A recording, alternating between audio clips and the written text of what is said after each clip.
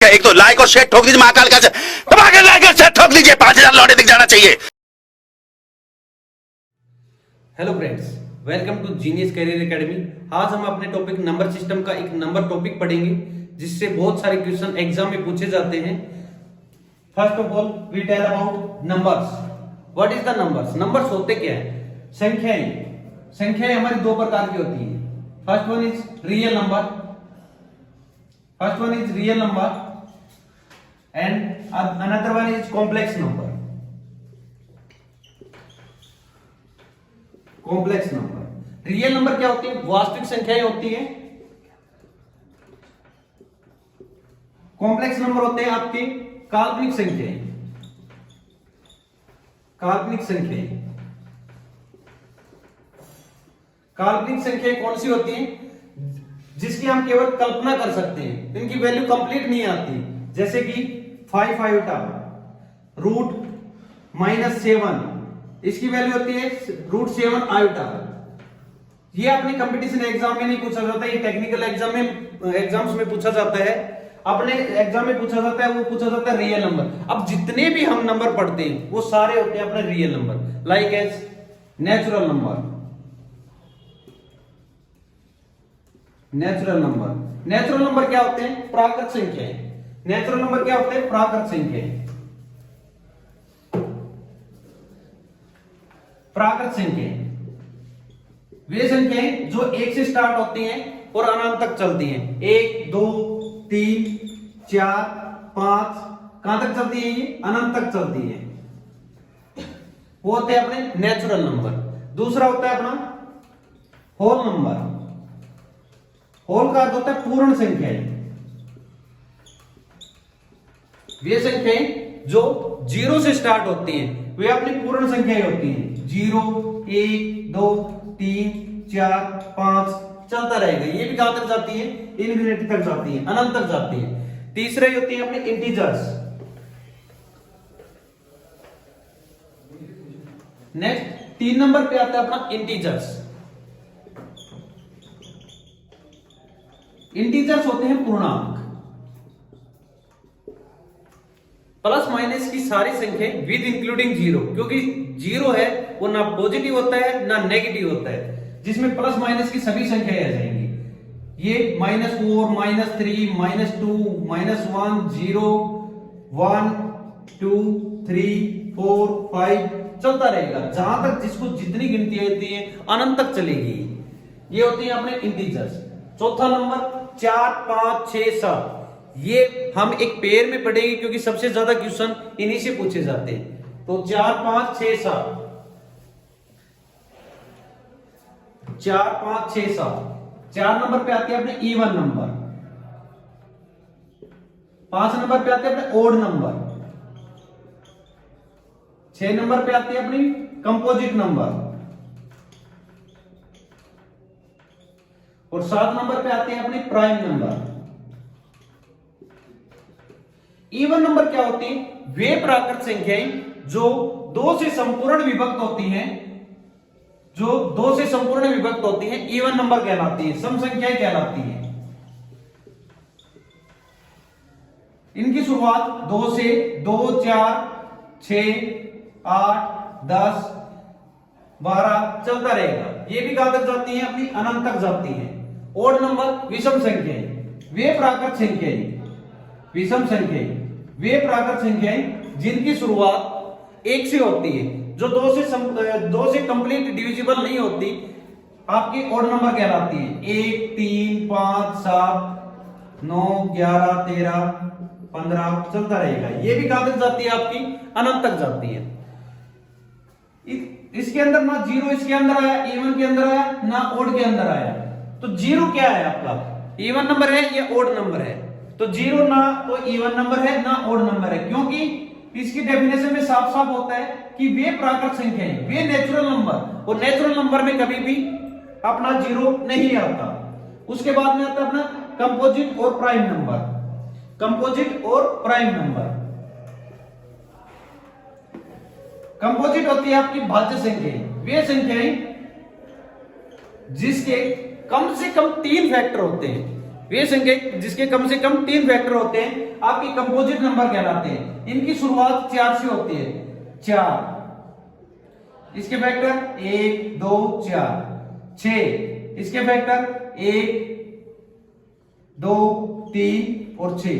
जिसके कम से कम 3 फैक्टर होंगे वो आपकी कंपोजिट या भाज्य संख्या कहलाएंगी। इनकी शुरुआत होगी 4 से। 4 6 8 9 10 12 14 15 चलता रहेगा। प्राइम नंबर अभाज्य संख्या वे संख्या जो भाज्य न हो, जिसके केवल और केवल 2 फैक्टर हो, जिसके केवल व केवल 2 फैक्टर हो वो अपने प्राइम नंबर कहलाएंगे।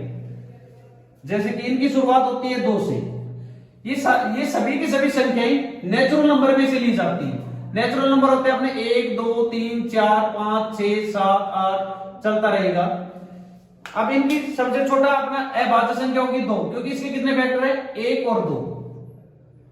इसके कितने फैक्टर है 1 और 3। इसके 3 फैक्टर होगी, ये आपकी भाज्य संख्या होगी, ये आपकी भाज्य संख्या होगी क्योंकि इसके भी 3 फैक्टर है। बाकी के जो बच गए वो आपकी कौन सी होगी प्राइम नंबर होगी। जैसे कि इसके 2 3 5 7 2 3 5 7 11 13 चलता रहेगा।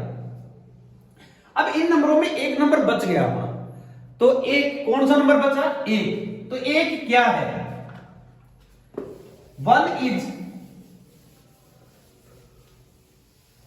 1 is neither prime nor composite. क्यों? क्योंकि भाज्य संख्याओं के लिए कम से कम 3 फैक्टर होने जरूरी थे। अभाज्य संख्याओं के 2 फैक्टर होते हैं। एक का ना तो 3 फैक्टर है ना 2 फैक्टर है, इसका केवल एक ही फैक्टर है, इसलिए नाइदर प्राइम नॉर कंपोजिट। न तो भाज्य संख्या है और न ही अभाज्य संख्या है। अब यहां से बहुत सारे क्वेश्चन बनते हैं। ये क्वेश्चन काफी बार अपने एग्जाम्स में पूछे जाते हैं। जैसे कि क्वेश्चन पूछ लिया निम्नलिखित में से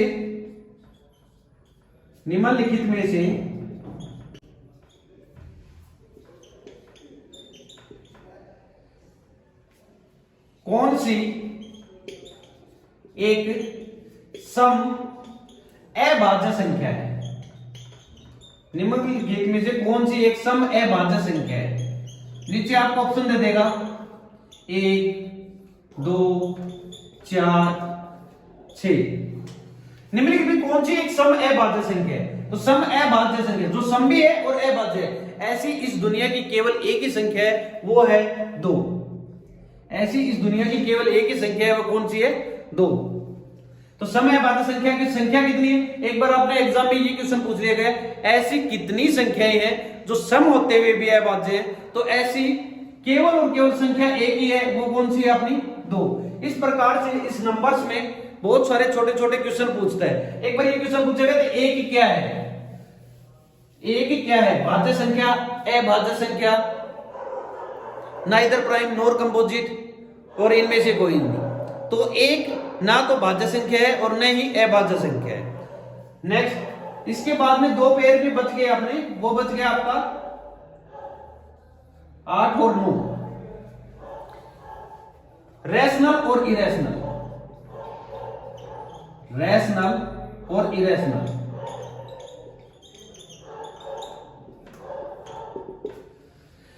परिमेय और अपरिमेय।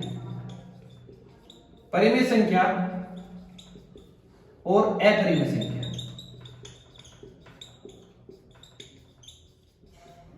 रैशनल नंबर क्या होते हैं जो p/q की फॉर्म में होते हैं, which is the form of p/q।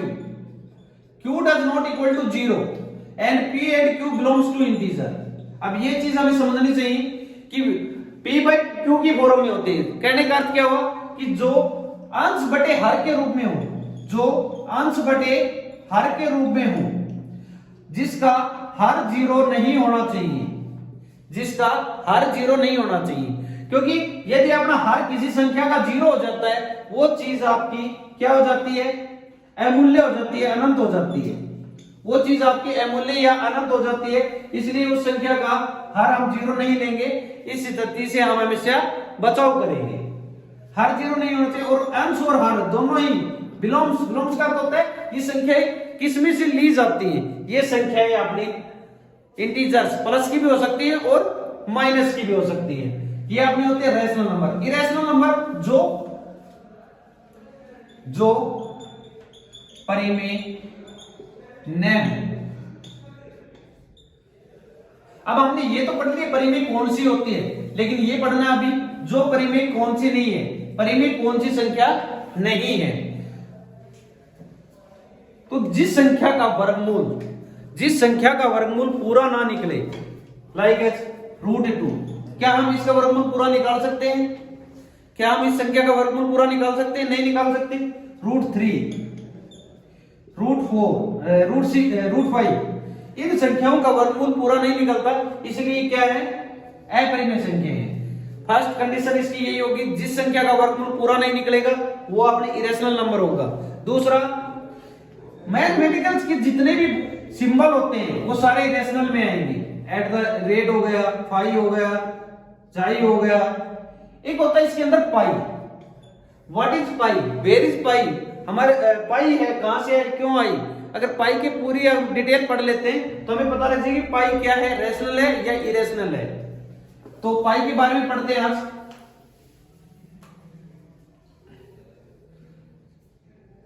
What is this? ये क्या है? ये एक सर्कल है। ये डेफिनेशन है इसकी पाई की। ये सर्कल का आपका रेडियस डायमीटर है, डायमीटर व्यास। जब हम सर्कल की परिधि को उसके व्यास से भाग दे देते हैं तो हमें एक पॉइंट मिलता है। उस पॉइंट को आर्यभट्ट ने पाई नाम दिया था और पाई की वैल्यू होती है 22/7। इसको केवल न्यूमेरिकल प्रॉब्लम को सोल्व करने के लिए उसने ये बताया था कि इसकी जगह हम 22/7 रख सकते हैं। तो पाई है, पाई एक अपरिमेय संख्या है। अगर इसकी वैल्यू कहीं भी दे दे,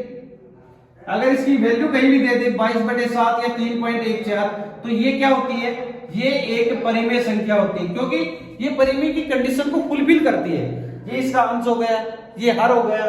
अंश बटे हर के रूप में लिखी हुई संख्या क्या कहलाती है? परिमेय संख्या कहलाती है। तो ये इसकी कंडीशन को फुलफिल करती है, इसलिए ये एक परिमेय संख्या है। लेकिन पाई एक अपरिमेय संख्या है। याद रखने का सीधा सा फंडा है, जिस भी संख्या का चेहरा बना के दे, जिस भी चीज का चेहरा बना के दे, जैसे कि पाई हो गया, अपना फाई हो गया, ये सारी क्या होंगी? चाई हो गया, ये सब अपरिमेय संख्याओं में आएंगे, इरेशनल होती हैं। इससे बहुत बार क्वेश्चन पूछता है अपने एग्जाम में। निम्नलिखित में क्वेश्चन कैसे पूछता है वो चीज देखें भैया। निम्नलिखित में से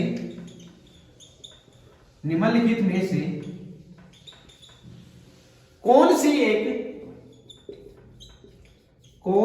एक परिमेय संख्या नहीं है? ऑप्शन दे देगा इस पे 22/7, पाई, 3/4 और इनमें से कोई नहीं।